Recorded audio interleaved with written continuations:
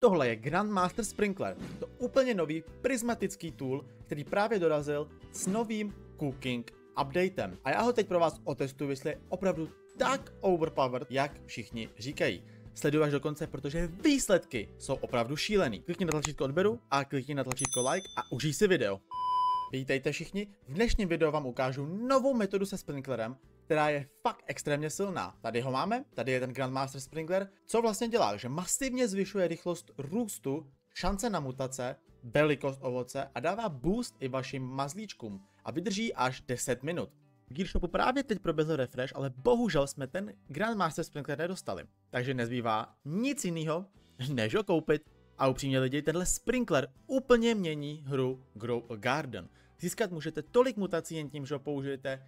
Popravdě si myslím, že to je fakt silný a to uvidíte za chvíli, až ho nasadíme na naší zahradu. O můj bože, vidíte ten Grandmaster Sprinkler? Podívejte se na ten dosah. O můj bože, to je šílený. Představte si, že byste dali dva, jeden sem a druhý sem. To pokryje to úplně celou zahradu. To je crazy. Nechci čekat, až nám vyrostou kokosy, takže v zahradě sklidíme absolutně všechno a pak použijeme ten velmistrovský rozprašovač. Tak, máme vše pozbírané a teď ho někam umístíme. Hej, budeš mi tady krást? Okamžitě zmiz odsud. Tak právě jsme tam šoupnuli a uvidíme, co všechno dostaneme jen za použití tohohle velmistrovského rozprašovače.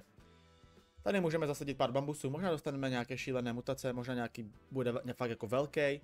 A zároveň lidi nepoužíváme žádný jiný sprinklery ani jiné mazlíčky. Fakt to čistě necháme pouze na tomhle Grandmaster Sprinkleru. O můj bože, vidíte to? Už to roste! To je obrovský. Je to paprika? Já myslím, že to je paprika. O můj bože. A kokos ten nám bohužel nevyrost, ale nechci na něj čekat, takže na něj prdíme. OK, prodáme inventář, co jsme tu předtím nazbírali. OK, 3 miliony. 3 miliony, to není špatný. Každopádně v mezičase pojďme se podívat, co nám nabízí nový cooking update. Kdo jsi? Já jsem Chris P. Velký šéfkuchař. Jo, velký bro. To určitě jsi. A máš rád jídlo? OK, chce wafle, ale my je nemáme. Tak tam hodíme všechno. OK, hrnec je plnej, takže vaříme a máme na to 7 minut. OK lidi, takže náš velmistrovský rozprašovač už vypršel. Podívejme se na tu zlatou papriku. O můj bože, a ta jahoda dole obrovská. Pane bože, také do boxu se udělala. OK, na bambustech nic moc. Rovnou je vezmem. Tady je zlatý kaktus, tak to je naprostá paráda.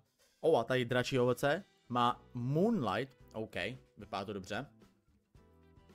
Kokos nám pořád roste. Zalijeme ho, třeba vyroste masivní kokos. OK, kolik to má cenu? 3 miliony? Není to špatný. A ta zlatá paprika? 4 miliony to jde, OK. Ale lidi, představte si, že máte tenhle sprinkler a k tomu je ještě další sprinklery, která tahle hra nabízí. To bude neskutečně overpowered.